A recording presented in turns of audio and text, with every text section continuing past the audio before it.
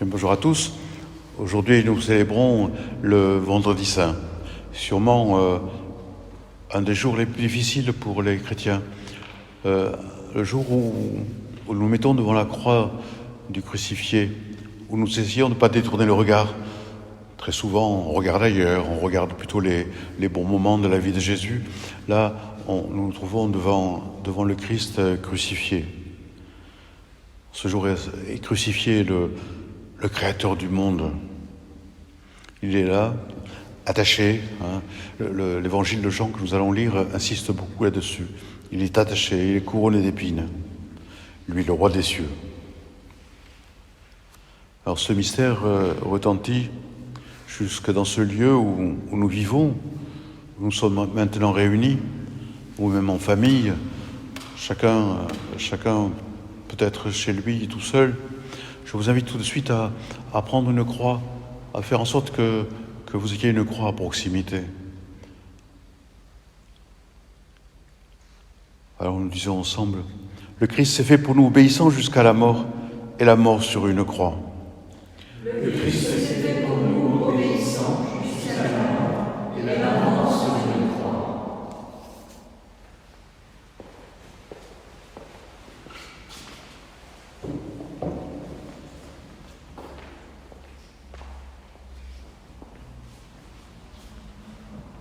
Première lecture du livre du prophète Isaïe.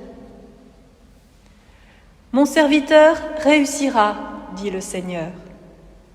Il montera, il s'élèvera, il sera exalté. La multitude avait été consternée en le voyant, car il était si défiguré qu'il ne ressemblait plus à un homme. Il n'avait plus l'apparence d'un fils d'homme.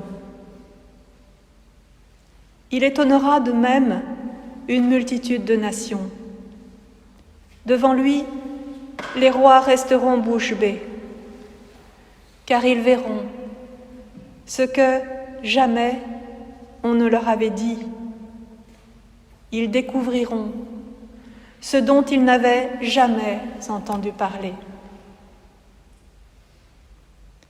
Qui aurait cru ce que nous avons entendu ? Le bras puissant du Seigneur, à qui s'est-il révélé ? Devant lui, le serviteur a poussé comme une plante chétive, une racine dans une terre aride. Il était sans apparence, ni beauté qui attire nos regards. Son aspect n'avait rien pour nous plaire. Méprisé, abandonné des hommes, homme de douleur, familier de la souffrance. Il était pareil à celui devant qui on se voile la face. Et nous l'avons méprisé.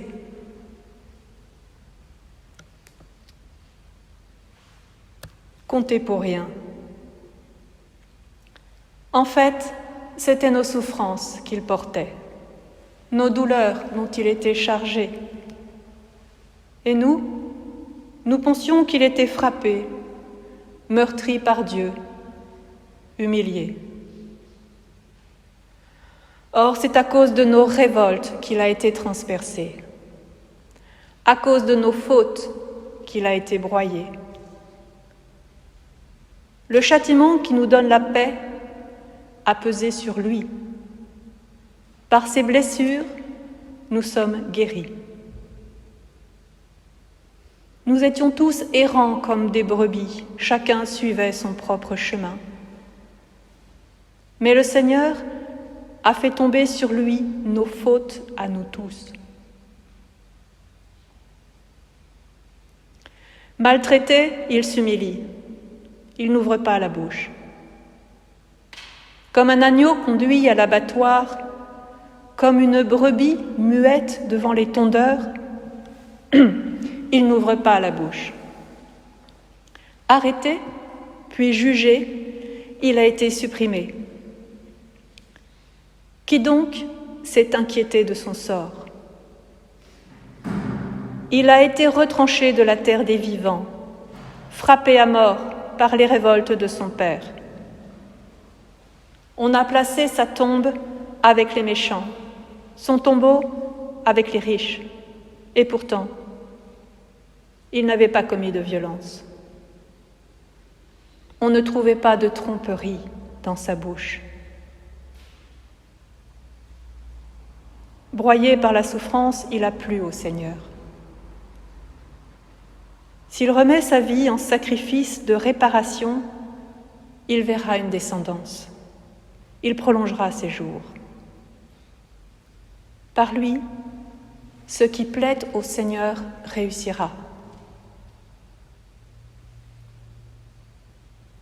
Par suite de ses tourments, il verra la lumière. La connaissance le comblera. Le juste, mon serviteur, justifiera les multitudes. Il se chargera de leurs fautes. C'est pourquoi, parmi les grands, je lui donnerai sa part. Avec les puissants, il partagera le butin, car il s'est dépouillé lui-même jusqu'à la mort, et il a compté avec les pécheurs. Il a compté avec les pécheurs alors qu'il portait le péché des multitudes et qu'il intercédait pour les pécheurs. Parole du Seigneur.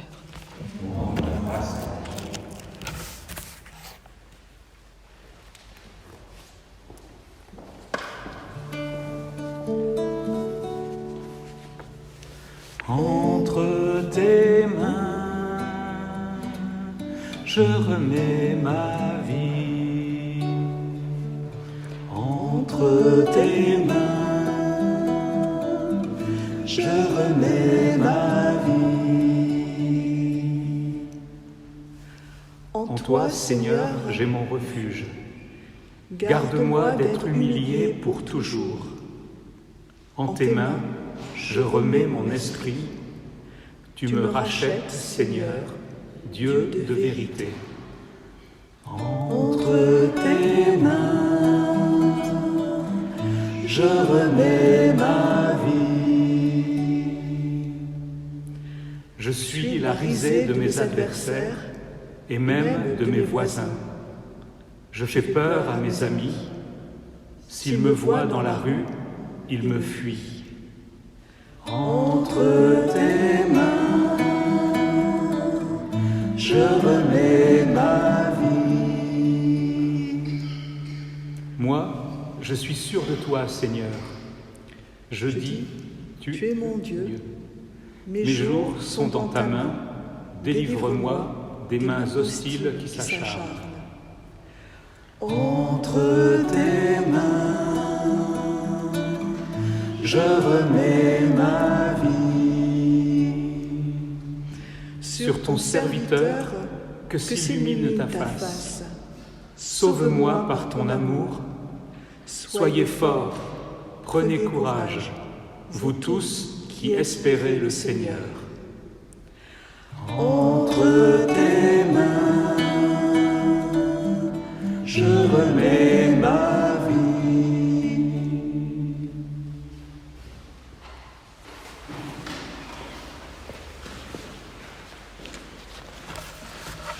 La passion de notre Seigneur Jésus-Christ selon saint Jean.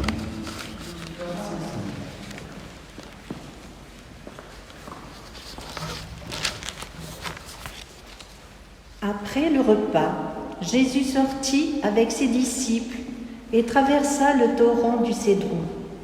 Il y avait là un jardin dans lequel il entra avec ses disciples.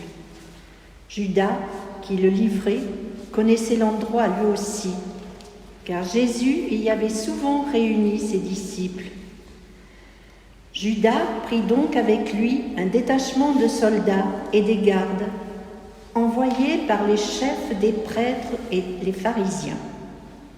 Ils avaient des lanternes, des torches et des armes. Alors Jésus, sachant tout ce qui allait lui arriver, s'avança et leur dit : « Qui cherchez-vous ? » Ils lui répondirent : Jésus, le Nazaréen. Il leur dit, « C'est moi. » Judas, qui le livrait, était au milieu d'eux. Quand Jésus leur répondit « C'est moi », ils reculèrent et ils tombèrent par terre. Il leur demanda de nouveau. « Qui cherchez-vous » Ils dirent « Jésus, le Nazaréen. » Jésus répondit. « Je vous l'ai dit, c'est moi. Ainsi, Si c'est bien moi que vous cherchez, cela, laissez-le partir. » Ainsi s'accomplissait la parole qu'il avait dite. Je n'ai perdu aucun de ceux que tu m'as donnés. Alors Simon-Pierre, qui avait une épée, la tira du fourreau. Il frappa le serviteur du grand prêtre et lui coupa l'oreille droite. Le nom de ce serviteur était Malchus. Jésus dit à Pierre, « Remets ton épée au fourreau. Est-ce que je vais refuser la coupe que le Père m'a donnée à boire ?» Alors les soldats, le commandant et les gardes juifs se saisissent de Jésus et l'enchaînent.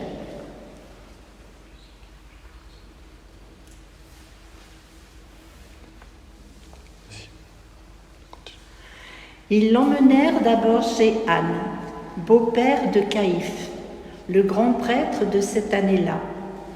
C'est Caïphe qui avait donné aux Juifs cet avis. Il vaut mieux qu'un seul homme meure pour tout le peuple. Simon-Pierre et un autre disciple suivaient Jésus. Comme ce disciple était connu du grand prêtre, il entra avec Jésus dans la cour de la maison du grand prêtre. Mais Pierre était resté dehors, près de la porte. Alors l'autre disciple, celui qui était connu du grand prêtre, sortit, dit un mot à la jeune servante qui gardait la porte et fit entrer Pierre. La servante dit alors à Pierre, « N'es-tu pas, toi aussi, un des disciples de cet homme ?» Il répondit, « Non, je ne le suis pas. » Les serviteurs et les gardes étaient là. Comme il faisait froid, ils avaient allumé un feu pour se réchauffer. Pierre était avec eux et se chauffait lui aussi. Or, le grand prêtre questionnait Jésus sur ses disciples et sur sa doctrine. Jésus lui répondit, « J'ai parlé au monde ouvertement. J'ai toujours enseigné dans les synagogues et dans le temple, là où tous les Juifs se réunissent. Et je n'ai jamais parlé en cachette. Pourquoi me questionnes-tu ? Ce que j'ai dit, demande-le à ceux qui sont venus m'entendre. Eux savent ce que j'ai dit. » À cette réponse, un des gardes qui était à côté de Jésus lui donna une gifle en disant, « C'est ainsi que tu réponds au grand prêtre ? » Jésus lui répliqua, « Si j'ai mal parlé, montre ce que j'ai dit de mal. Mais si j'ai bien parlé, pourquoi me frappes-tu » Anne l'envoya toujours enchaîné au grand prêtre Caïphe. Simon-Pierre était donc en train de se chauffer. On lui dit, « N'es-tu pas un de ses disciples, toi aussi ?» Il répondit, « Est-ce que je ne t'ai pas vu moi-même dans le jardin avec lui ?» Un des serviteurs du grand prêtre, parent de celui à qui Pierre avait coupé l'oreille, insista. « Est-ce que je ne t'ai pas vu moi-même dans le jardin avec lui ?» Encore une fois, Pierre nia. À l'instant, le coq chanta. Alors, on emmène Jésus de chez Caïphe au palais du gouverneur. C'était le matin. Les Juifs n'entrèrent pas eux-mêmes dans le palais, car ils voulaient éviter une souillure qui les aurait empêchés de manger l'agneau pascal. Pilate vint au dehors pour leur parler. « Quelle accusation portez-vous contre cet homme ?»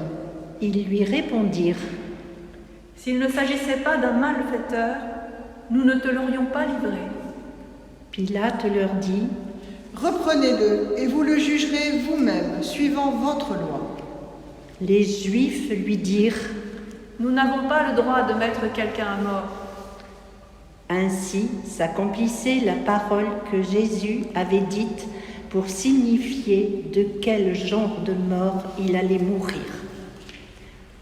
Alors, Pilate rentra dans son palais, appela Jésus et lui dit : « Es-tu le roi des Juifs ?»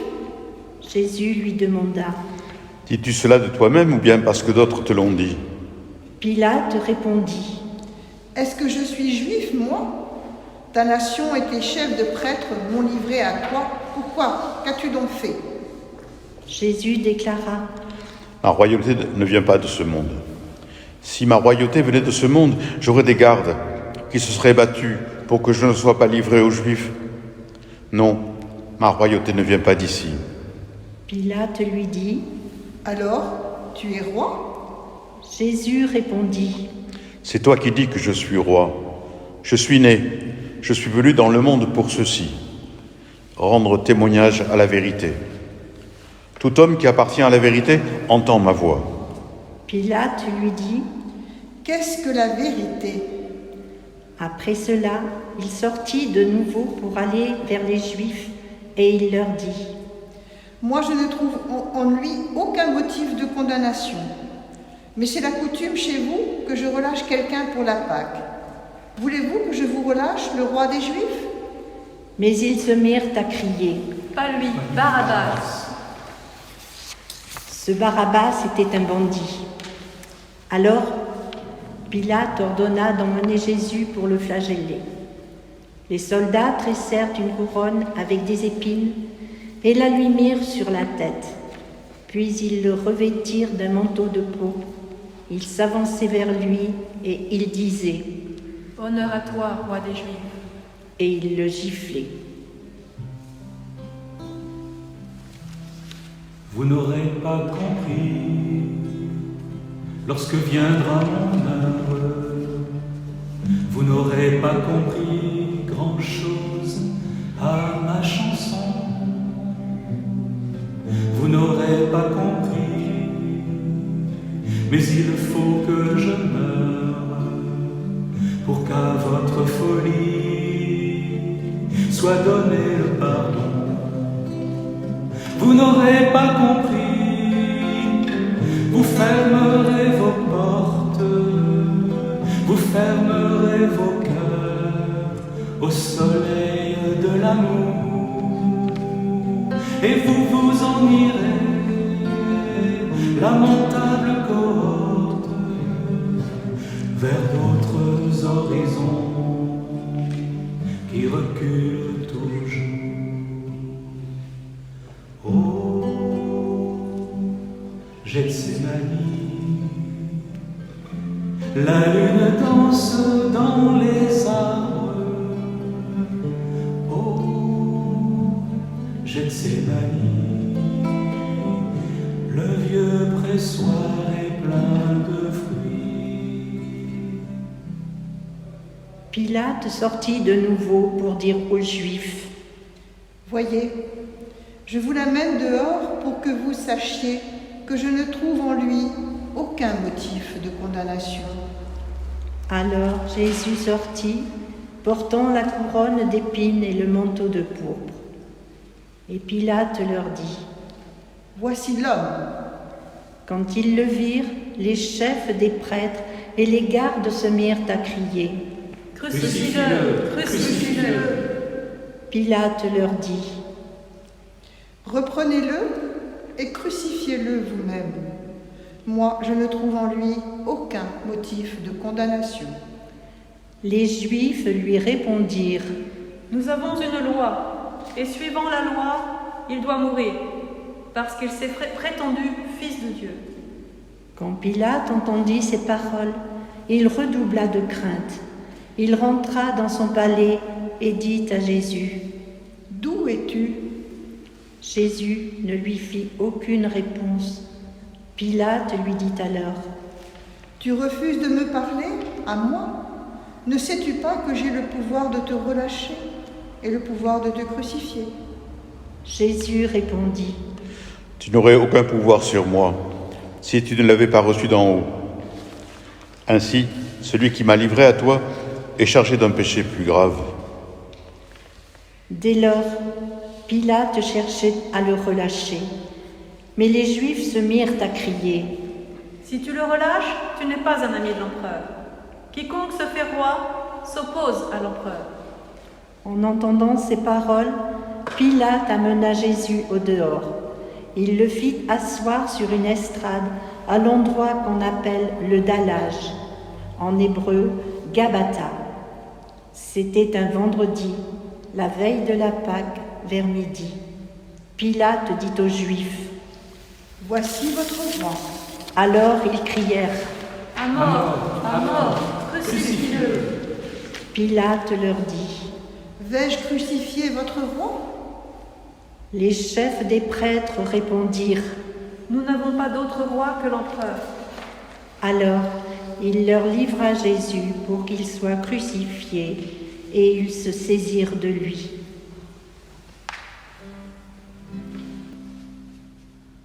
Vous n'aurez pas compris la beauté du message que je vous apportais en frémissant de joie.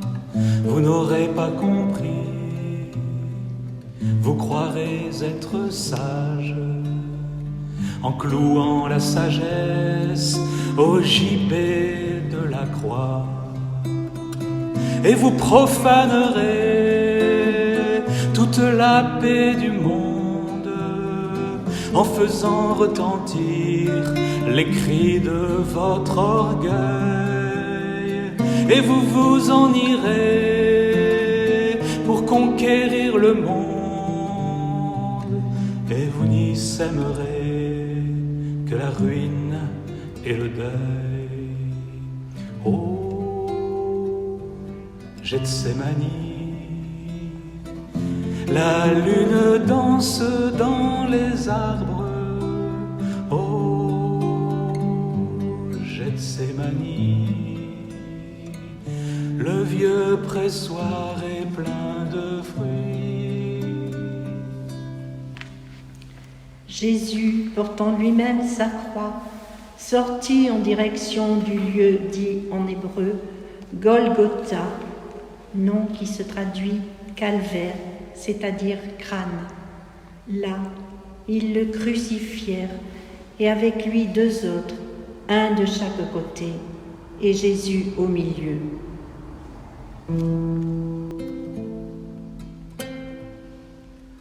Quand on a cloué au bois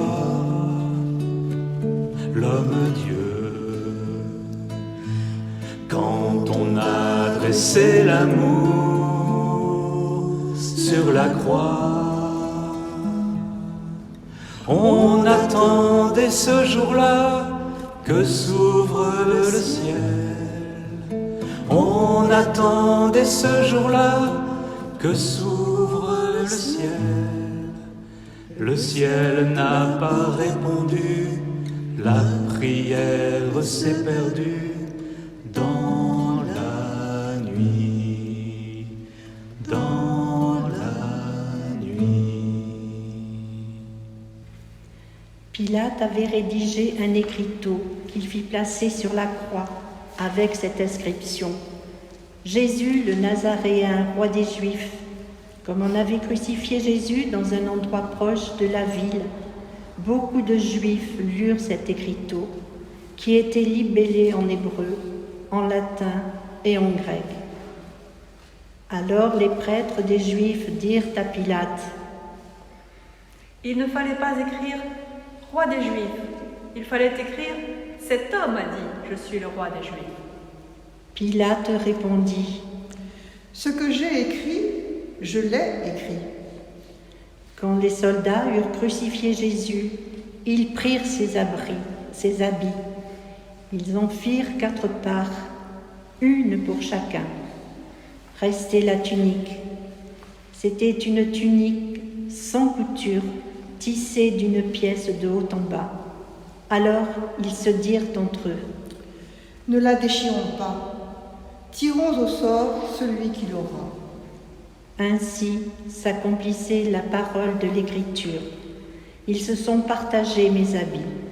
Ils ont tiré au sort mon vêtement. C'est bien ce que firent les soldats. Or, Près de la croix de Jésus se tenait sa mère, avec la sœur de sa mère, Marie, femme de Cléophas, et Marie-Madeleine. Jésus, voyant sa mère et près d'elle le disciple qu'il aimait, dit à sa mère, « Femme, voici ton fils. » Puis il dit aux disciples, « Voici ta mère. » Et à partir de cette heure-là, le disciple l'a pris chez lui. Qui donc est Dieu pour nous donner son Fils, né de la femme? Qui donc est Dieu pour nous aimer ainsi? Qui donc est Dieu qui veut à tous ses fils donner sa mère? Qui donc est Dieu pour nous aimer ainsi?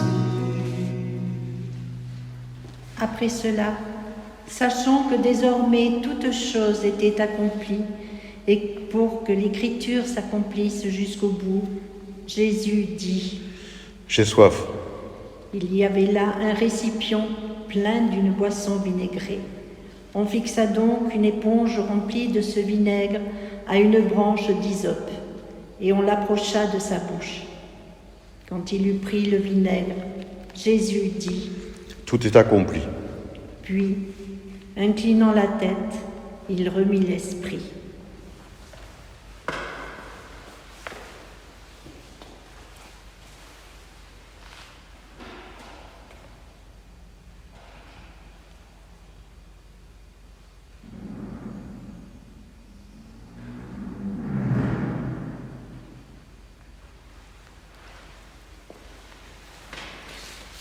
Comme c'était le vendredi, il ne fallait pas laisser des corps en croix durant le sabbat, d'autant plus que ce sabbat était le grand jour de Pâques.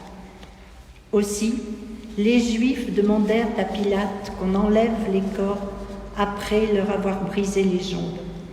Des soldats allèrent donc briser les jambes du premier, puis du deuxième des condamnés que l'on avait crucifiés avec Jésus.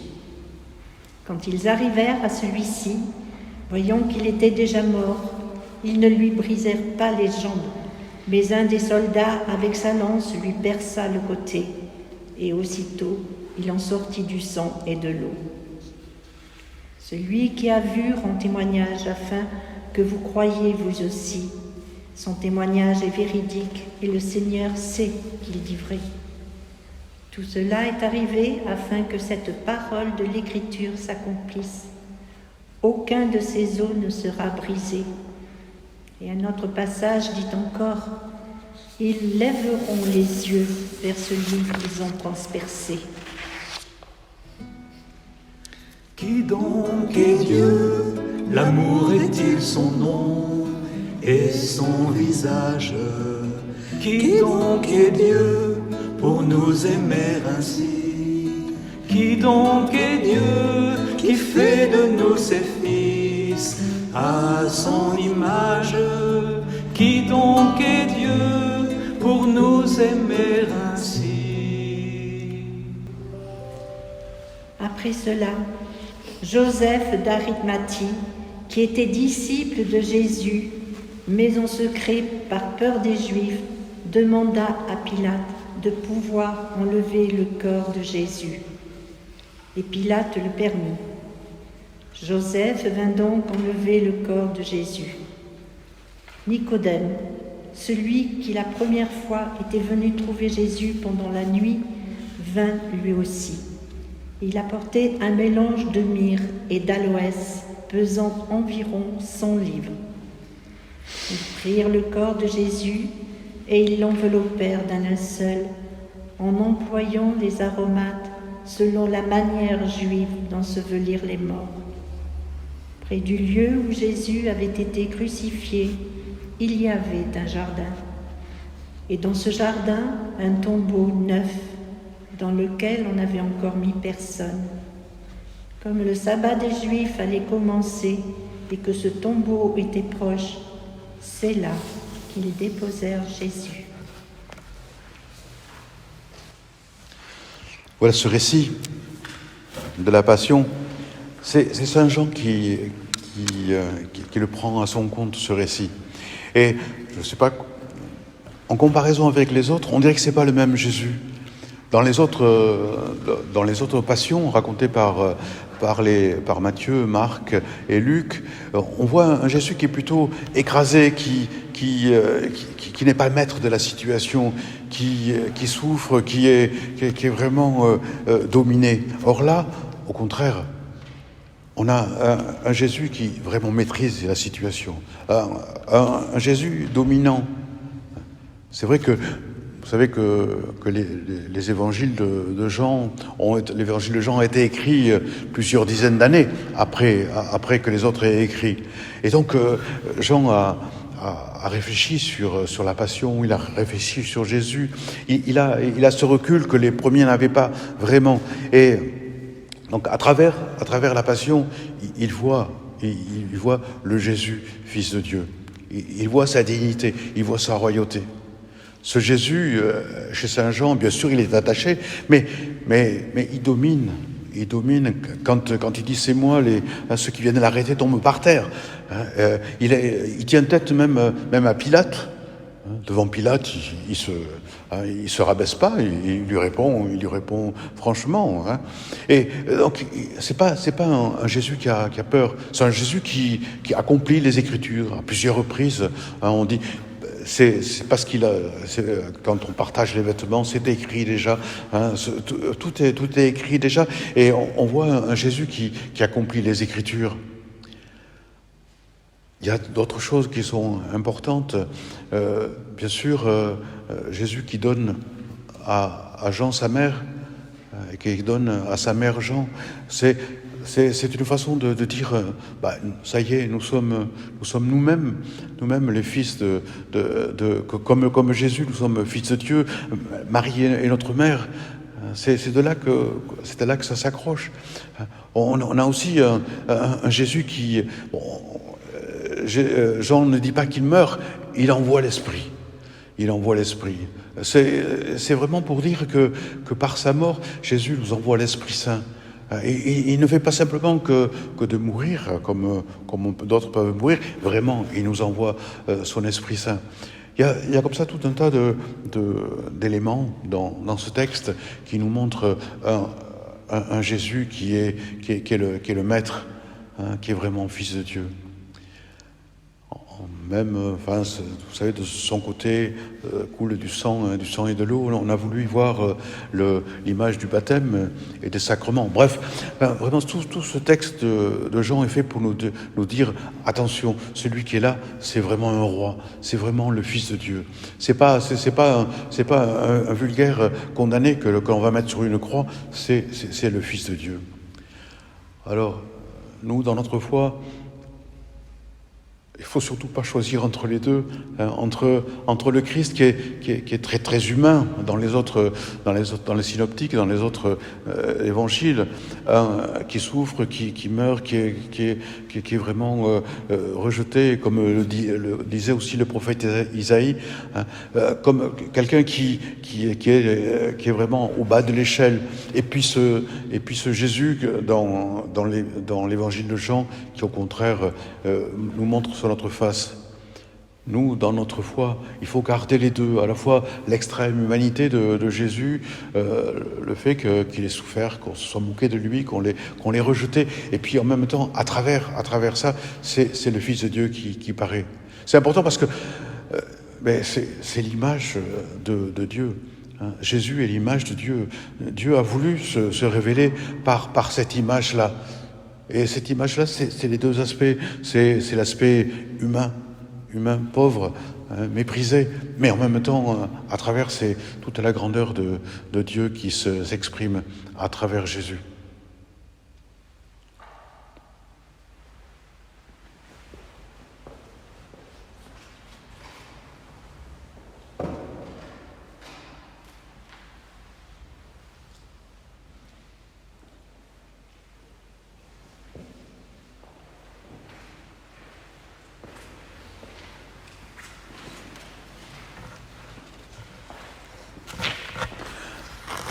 La prière universelle du Vendredi Saint est est beaucoup plus développée que les autres.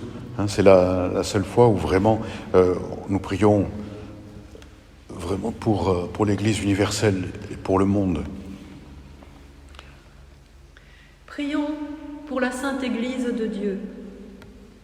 Que le Père Tout-Puissant lui donne la paix et l'unité, qu'il la protège dans tout l'univers et qu'il nous accorde une vie calme et paisible pour que nous rendions grâce à notre Dieu. Dieu éternel et tout-puissant, dans le Christ, tu as révélé ta gloire à tous les peuples. Protège l'œuvre de ton amour, afin que ton Église, répandue par tout l'univers, demeure inébranlable dans la foi, pour proclamer ton nom, par Jésus le Christ notre Seigneur. Jésus, sauveur du monde, écoute et prends pitié. Prions pour notre Saint-Père, le pape François, élevé par Dieu à l'ordre épiscopal, qu'il le garde sain et sauf à son Église, pour gouverner le peuple de Dieu.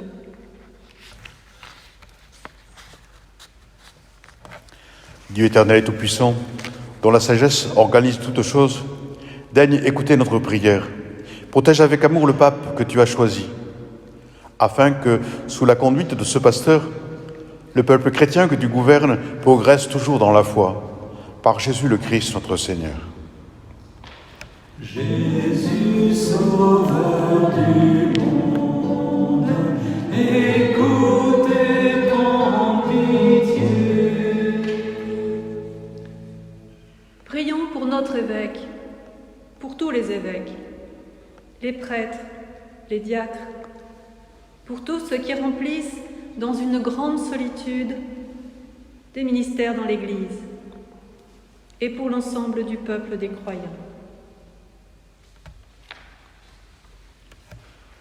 Dieu éternel et tout-puissant, dont l'Esprit sanctifie et gouverne le corps entier de l'Église, exauce les prières que nous t'adressons, pour tous les ordres de fidèles qui la composent. Chacun d'eux, par le don de ta grâce, que chacun d'eux te serve avec fidélité, par Jésus le Christ notre Seigneur. Jésus, sauveur du monde, écoute et prends pitié. Prions pour les catéchumènes, tout particulièrement en cette année où ils doivent vivre une attente supplémentaire pour recevoir le Saint Baptême. Que notre Dieu ouvre leur intelligence et leur cœur et les accueille dans sa miséricorde. Après avoir reçu le pardon de tous leurs péchés par le bain de la naissance nouvelle, qu'ils soient incorporés à notre Seigneur Jésus-Christ. Dieu éternel et tout-puissant, toi qui assures toujours la fécondité de ton Église, augmente en nos catéchumènes l'intelligence et la foi, qu'ils renaissent à la source du baptême et prennent place parmi tes enfants d'adoption, par Jésus le Christ notre Seigneur. Jésus, sauveur du monde, écoute et prends pitié. Prions pour tous nos frères qui croient en Jésus-Christ et s'efforcent de conformer leur vie à la vérité. Demandons au Seigneur notre Dieu de les rassembler et de les garder dans l'unité de son Église.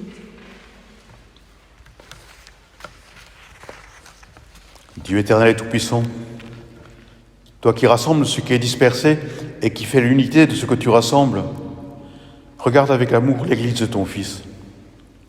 Nous te prions d'unir dans la totalité de la foi et par le lien de la charité tous les hommes qu'un seul baptême a consacrés, par Jésus le Christ notre Seigneur.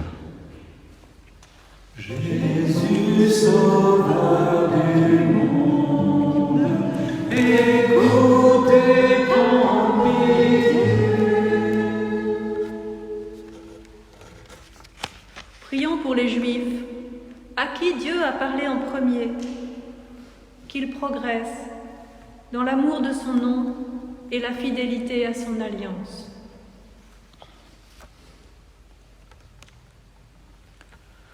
Dieu éternel et tout-puissant, toi qui as choisi Abraham et sa descendance pour en faire les fils de ta promesse, conduis à la plénitude de la rédemption le premier peuple de l'Alliance, comme ton Église t'en supplie, par Jésus le Christ notre Seigneur. Jésus, sauveur du monde, écoute et grande pitié. Prions pour nos frères musulmans et les croyants des autres religions. Et prions pour ceux qui ne croient pas en Jésus-Christ. Demandons qu'à la lumière du Saint-Esprit, ils soient capables, eux aussi, de s'engager pleinement sur le chemin du salut.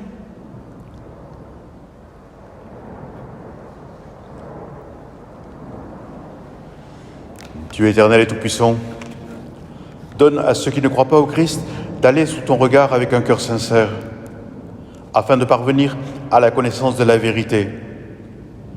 Et donne-nous de mieux nous aimer les uns les autres et d'ouvrir davantage notre vie à la tienne, pour être dans le monde de meilleurs témoins de ton amour, par Jésus le Christ notre Seigneur. Jésus, sauveur du monde, écoute et prends pitié. Prions pour ceux qui ne croient pas en Dieu. Demandons qu'en obéissant à leur conscience, ils parviennent à le reconnaître.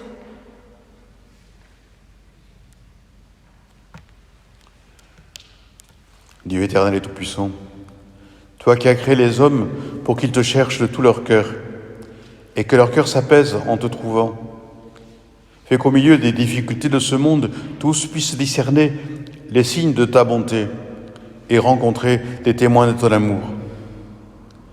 Qu'ils aient le bonheur de te reconnaître, toi le seul vrai Dieu et le Père de tous les hommes, par Jésus le Christ notre Seigneur. Jésus, sauveur du monde, écoute et prends pitié. Prions pour les chefs d'État et tous les responsables des affaires publiques. Que le Seigneur, notre Dieu, dirige leur esprit et leur cœur selon sa volonté et non celle des puissances d'argent. Pour la paix, pour une répartition juste des richesses, pour une solidarité économique et scientifique internationale, la liberté religieuse et politique pour tous. Enfin, qu'ils prennent conscience que la nature est un cadeau divin qu'il faut respecter et aimer.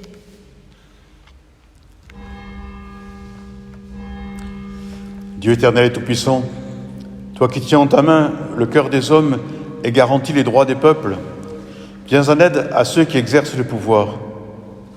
Que partout sur la terre s'affermissent avec ta grâce la sécurité et la paix, la prospérité des nations et la liberté religieuse, par Jésus le Christ notre Seigneur.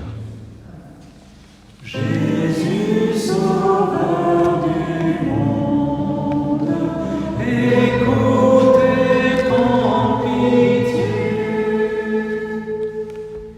Prions Dieu le Père Tout-Puissant d'avoir pitié des hommes dans l'épreuve, qu'il débarrasse le monde de toute erreur, qu'il chasse les épidémies, repousse la famine, qu'il vide les prisons et délivre les captifs, qu'il protège ceux qui travaillent loin de chez eux, qu'il donne aussi force et bénédiction à ceux et celles qui soignent leurs frères et sœurs, parfois au risque de leur vie, qu'il donne force et secours à tous les sans-logis, aux émigrés, aux familles monoparentales.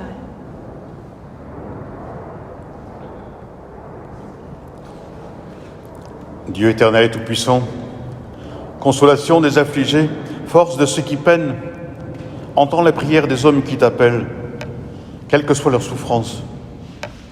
Qu'ils aient la joie de trouver dans leur détresse le secours de ta miséricorde par Jésus le Christ, notre Seigneur. Jésus, Sauveur du monde, écoute et prends pitié. Prions pour tous ceux qui souffrent des conséquences de l'épidémie actuelle. Que Dieu, notre Père, accorde la santé aux malades et aux personnes âgées, isolées et seules dans leur chambre. Santé et force au personnel soignant.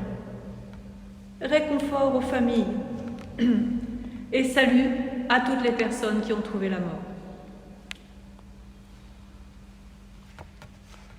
Dieu éternel et tout-puissant, refuge de ceux qui souffrent, regarde avec compassion la détresse de tes enfants atteints par cette épidémie.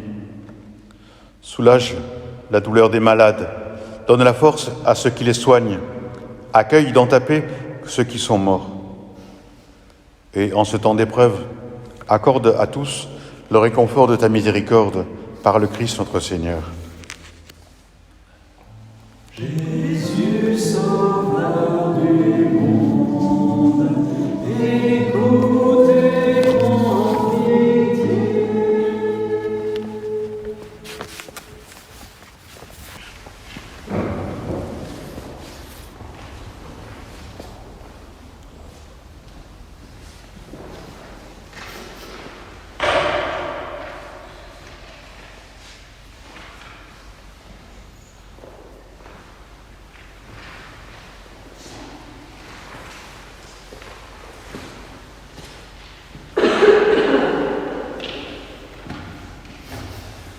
Voici le pouvoir de la croix qui a porté le salut du monde. Venez, adorons.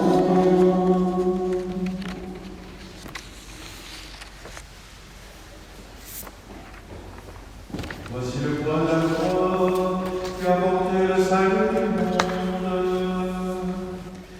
Venez,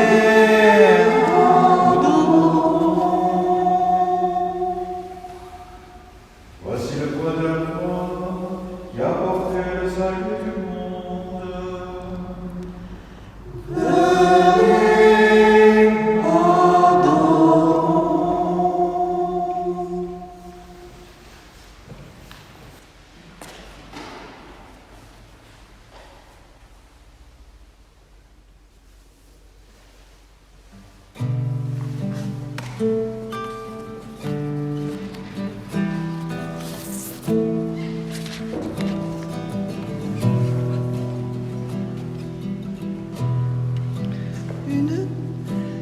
Une colline quand il y en a partout.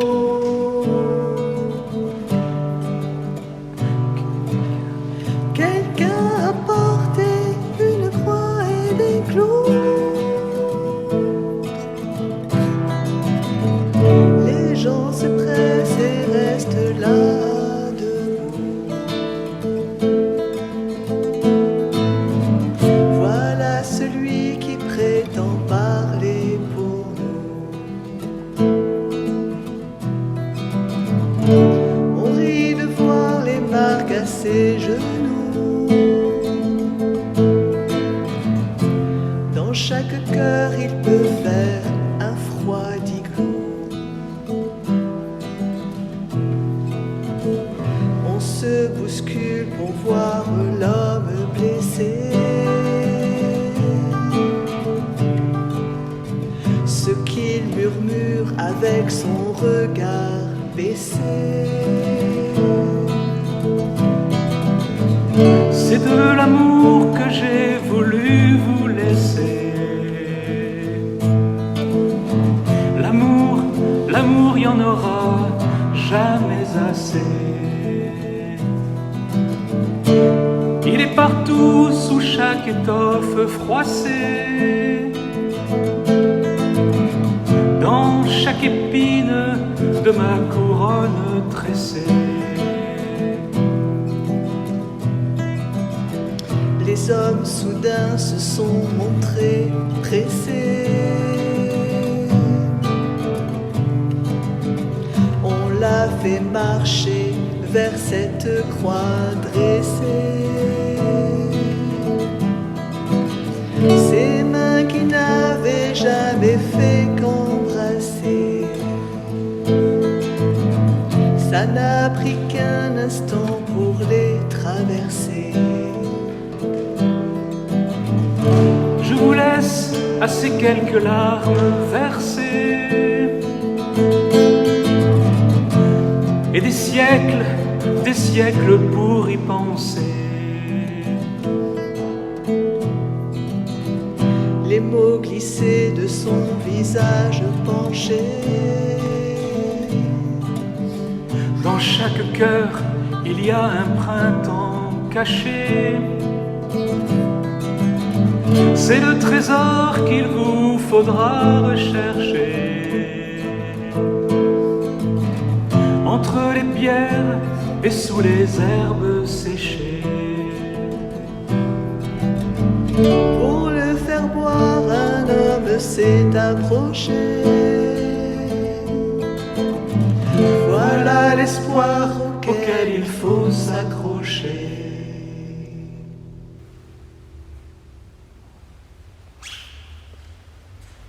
Ceux qui étaient là, vous vénérez cette croix.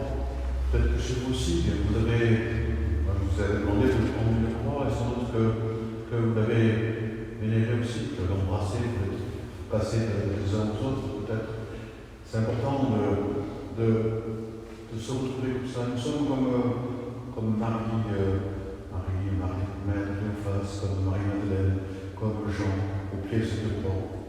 Nous essayons de ne pas fuir, de ne pas détourner le regard, de continuer à regarder cette croix. Dans la crainte, bien sûr, mais dans la confiance aussi. C'est toi, Jésus, qui nous donne la force de ne pas fuir dans la crainte et de prier. Ensemble, nous confessons que ton amour est plus fort que l'amour. Nous suivons le vrai roi, sans sceptre ni couronne. Son amour envers nous s'est montré le plus fort. Nous suivons le vrai roi, vainqueur de l'adversaire. Son amour envers nous s'est montré le plus fort. Nous suivons le vrai roi qui nous mène à sa gloire. Son amour envers nous s'est montré le plus fort. Nous suivons un berger tué sur le calvaire. Son amour envers nous s'est montré le plus fort. Nous suivons un berger qui aime les plus pauvres. Son amour envers nous s'est montré le plus fort. Nous suivons un berger qui prend soin des plus faibles. Son amour envers nous s'est montré le plus fort. Nous suivons un Messie, folie pour les puissances. Son amour envers nous s'est montré le plus fort. Nous suivons un Messie, sagesse pour les humbles. Son amour envers nous s'est montré le plus fort. Nous suivons un Messie que le monde rejette. Son amour envers nous s'est montré le plus fort. Nous suivons un agneau que blessent nos offenses. Son amour envers nous s'est montré le plus fort. Nous suivons un agneau, remède à nos blessures. Son amour envers nous s'est montré le plus fort. Nous suivons un agneau qui pardonne et qui sauve. Son amour envers nous s'est montré le plus fort. Cette croix du Christ, elle est présente dans beaucoup des lieux où nous habitons. Elle est présente sans doute chez vous aussi.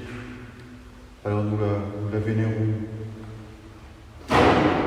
par ce geste que Jésus a voulu faire, de donner sa vie, pour nous montrer l'amour de Dieu, qui nous saisisse aussi, qui nous fasse grandir, que notre vie soit aussi témoignage de l'amour de Jésus-Christ.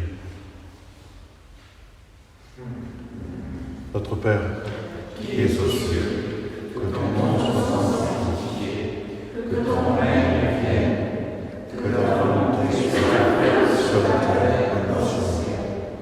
Donne-nous aujourd'hui notre pain de ce jour. Pardonne-nous nos offenses, comme nous pardonnons aussi à ceux qui nous ont offensés. Et ne nous laisse pas entrer en tentation, mais délivre-nous du mal. Car c'est à toi qu'appartient le règne, la puissance et la gloire, pour les siècles des siècles. Que ta bénédiction, Seigneur, descende en abondance sur nous, qui avons fait mémoire de la mort de ton Fils dans l'espérance de notre propre résurrection. Accorde-nous pardon et réconfort. Augmente notre foi. Amen.